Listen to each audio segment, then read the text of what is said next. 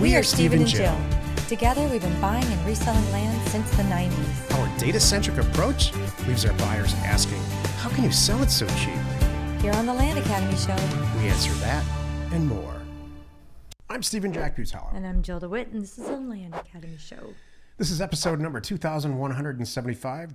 Today, Jill and I are talking about how to successfully buy land when values are going down, not up. Values are rapidly going down in the real estate market for all types of real estate, specifically residential related property, which is land and houses and condos and stuff like that. So we'll talk in general about how to get through it, how to prosper when get through this period. This is my fourth recession, and I have done reasonably well during those recessions. But this one, we're doing extremely well, and I'll tell you why. Each day on the show, we answer a question from our Land Academy member Discord forum and take a deep dive into land-related questions by your request. Okay, Alex wrote, "Good morning, everyone.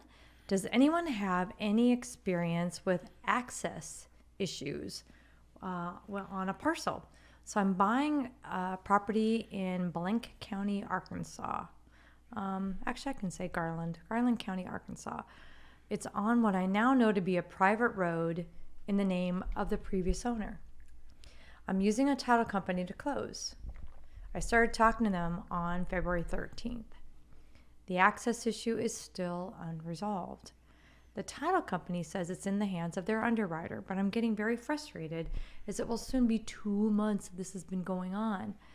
I checked and I don't have a contract with the closing company. The closing company was recommended by the seller's son. They aren't even in the same county in Arkansas, which is certainly slowing things down. So how do private road access issues get resolved? Also, should I be looking for another title company to close this, or just keep pushing on with this company? Any suggestions are welcome. This would have been my first deal, but there's a good chance I will self-close another deal elsewhere before this even gets done."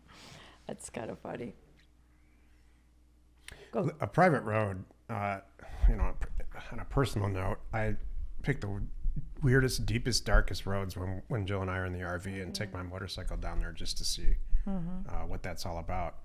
And 9 times out of 10, not that many times, probably 6 times out of 10, I get to a gate. And so while it looks like on the Google Maps or whatever I'm using, the fact is I was on a private road. And it was a private road that would access multiple residences or farms or ranches or whatever, which makes it legally similar to your driveway. So if you have a shared driveway, a lot of people around here do in Arizona, that's it. You're on a private road. Somebody owns the road. They've provided hopefully a easement, whether it's in the owner's deed or the deed of the properties where the people are utilizing the easement. And so they're driving over someone's property to get to their own property. They're doing it legally via an easement. That's the legal part of this. It all comes down to whether or not the person who owns that road wants to grant you access. If you're somebody like Jill and you call that person, you say, "I just bought the property down the street," and she's going to sweet talk her way into getting an easement. And in some cases, she might have to pay a few $100, maybe $1,000. She does all the paperwork, and now we have access to the property. If you think that the title company or the escrow company, I think you call it a closing company here, is going to do any of this for you, that's just not realistic. In fact, they should be telling you, "We'll do your deal, but we are not. We're going to put this in a Schedule B exception, and we will not be insuring it." Yeah, get somebody else to do the easement part of it. So what I've done in the past in these situations, Alex, is get an attorney. So I've had better luck with attorneys, real estate attorneys, who are used to writing these, writing an easement and things like that into documents, that makes more sense to me. And by the way, the underwriter is mostly, most title companies have an attorney on staff too. So it's kind of interesting. So I'm confused by in the hands of the underwriter what that lingo really means to them. I think it's the title company. It's just and kicking it down the road or something, like they don't know what to do. So, I think that whoever's on the other end of the telephone who's closing your deal is using terminology incorrectly, doesn't really know the process, and probably is brand new. Yeah. Just like every other customer experience I've experienced in the last 5 years. So you need it. Well, the big picture is here to answer the question. First, you need to get to the bottom of it. Okay. Previous seller, meaning not current seller, the previous seller. Okay. Should the previous seller give access to the current owner who you're buying this from? First, we have to determine that. The answer is yes. Then there's probably a document somewhere. We just need to get our hands on it. That's it. If they did not, now you got a bigger pickle. So now you need to go back to who really does have that road. It doesn't matter what, I mean, the name it's in, we need to get that person and say, would you grant me access? Because we need to write in an easement. And then the easiest thing is really find an attorney to get that done. What you're doing is creating value. That's the good news. Now you're going to be able to sell it for a lot more because you solved this problem. And there are people in our group, this is what they do. They create value through easements. Right. And then to sweeten the pot for this attorney, if you can get an attorney who's like, yeah, I can do this, no problem. Say, hey, will you close a deal too? Will you also do that? And that, because that would be better. Have one, then just do one-stop shopping. They'll do the whole thing for you with title insurance. Here's the most basic thing about it. You're driving over somebody's property to get to your own. Whoever owns that property, you have to talk to them about it. And you can do that you can circumvent whatever title company, whatever lawyer. Just pick up the phone, get their phone number, and give them a call. Very often, they just say, oh, sure, yeah. Everybody else drives down the road. Why not? You can drive down it. And then just create the easement on the deed. Oh, my God, Jack. That's complicated. I just want to buy a piece of land and sell it for more. So do we. And that's what we do. And the good news is that when you get a deed back like this and you open escrow or a deal back like this, and if this is not your thing, you have a couple choices. You can say, yeah, I'm not going through this. This is 2 not why I'm here. months of how much work to make $8,000 might not be worth it. Right. Next deal. Today's topic: how to successfully buy land when land values are going down, not up. May I? Of course. Please picture a graph with an X and Y axis, and then a line just going down. So it almost makes a triangle. The line's just going straight down. On the bottom is time. So the more time that goes on, and on the other axis is value. So very rapidly over time, values are going down. Somewhere on there, you need to put in a dot is your purchase price. So if you are going to buy at a purchase price that you know values are going down. So wherever values are today, wherever they are today, let's say they were right in the middle of that graph, do you want to buy there? No, you want to buy way lower. So the way that you make money in a market where values are declining, like the one that we're in now, is you double down on how cheap you're buying property, because you have a little crystal ball. You know that values are going down. Values in residential real estate are sinking fast for a bunch of reasons that I don't want to get into on this podcast, but they are. And we've been through this many times before, Jill and I. Sometimes just me, sometimes we've done it together. You have to buy real estate way cheaper than you think.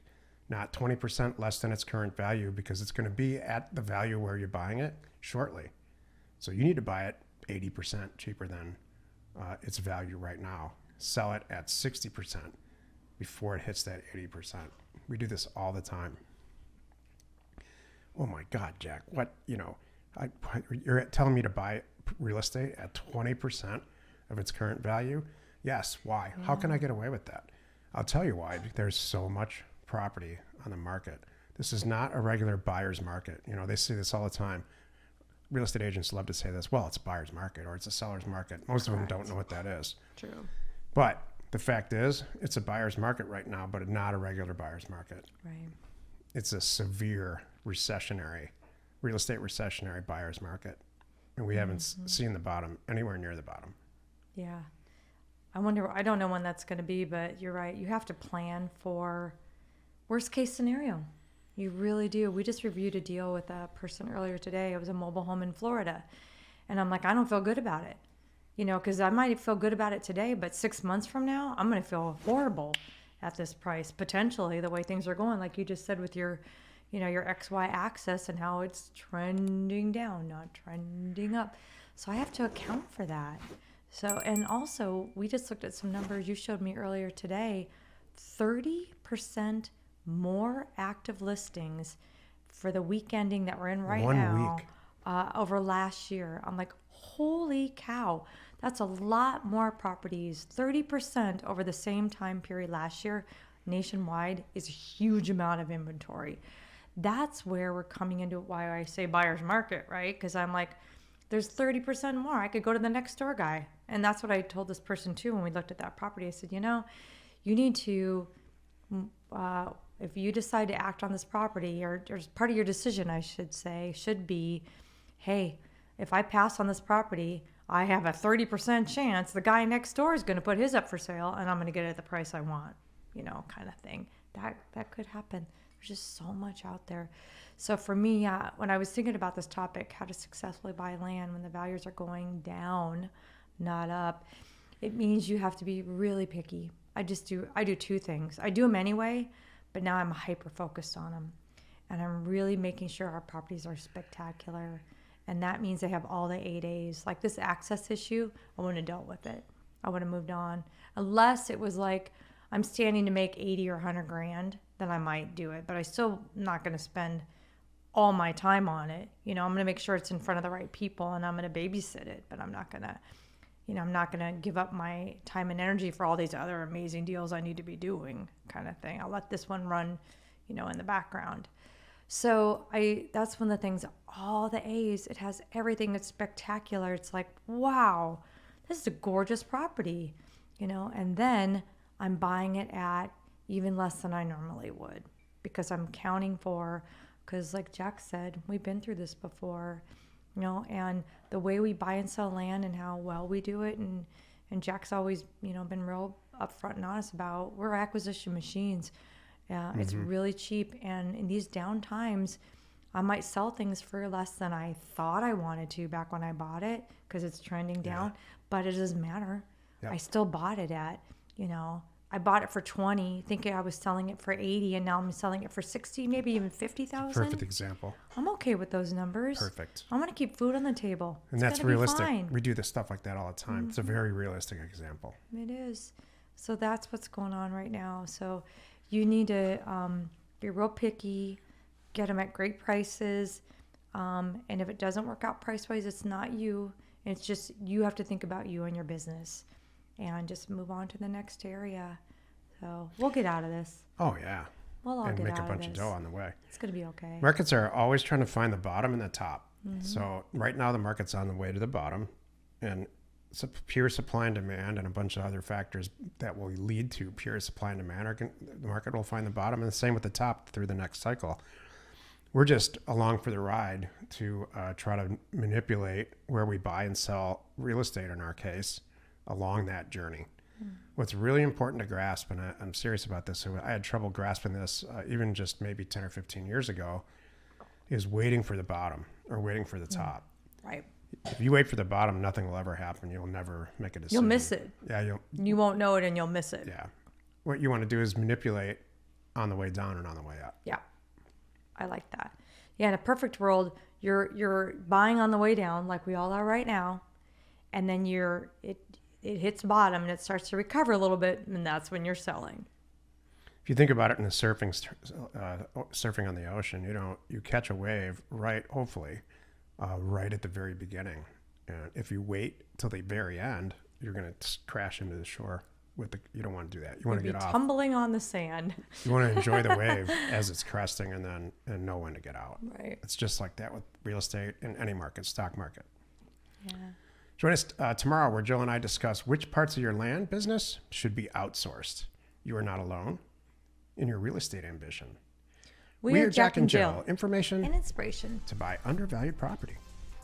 We hope you found our content valuable and we appreciate your support. If you have not already, please check out our channel and hit the subscribe button. And your comments and suggestions help us to create the content you're here for. Hitting the like button helps to support our channel's algorithm and gauge your interest for future shows.